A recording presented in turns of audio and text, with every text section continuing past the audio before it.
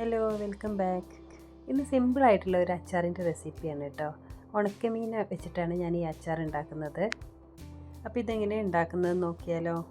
അച്ചാർ ഉണ്ടാക്കാനായിട്ട് ഞാനിവിടെ ഉണക്ക സ്രാവാണ് എടുത്തിട്ടുള്ളത്. ഇത് 2 മണിക്കൂർ വെള്ളത്തിലിട്ട ശേഷം നന്നായി കഴുകി ചെറിയ പീസസായി കട്ട് ചെയ്തെടുത്തതാണ്.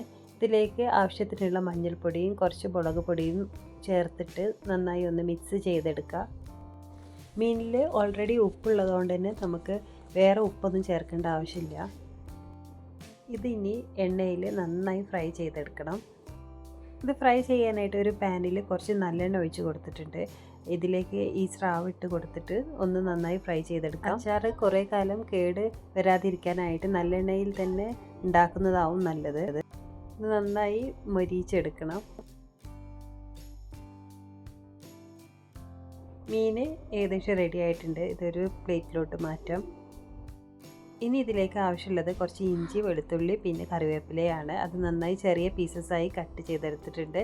ഇനി ഒരു ചീനച്ചട്ടി സ്റ്റൗവിൽ വെച്ച് ഇതിലേക്ക് കുറച്ച് നല്ലെണ്ണ ഒഴിച്ചു കൊടുക്കാം. എണ്ണ ചൂടായി വരുമ്പോൾ ഇപ്പോൾ നമ്മൾ എടുത്ത് വെച്ചിട്ടുള്ളതെല്ലാം ചേർത്ത് ഒന്ന് വഴറ്റിയെടുക്കണം. ആദ്യം തന്നെ ഇഞ്ചി വഴറ്റിയെടുക്കാം.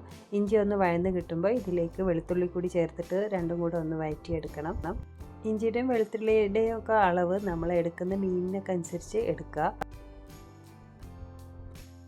വെളുത്തുള്ളി കൂടി ചേർത്തിട്ട് ഒന്ന് വഴറ്റിയെടുക്കാം.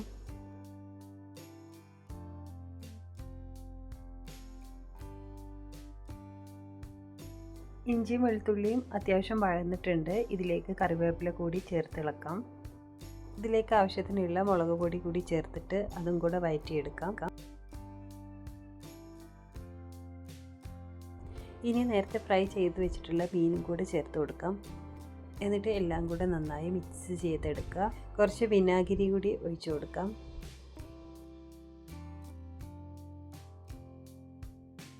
ഒരു ടീസ്പൂൺ കായപ്പൊടിയും 1 ടീസ്പൂൺ ഉലുവാപ്പൊടിയും കൂടി ചേർത്ത് കൊടുക്കാം.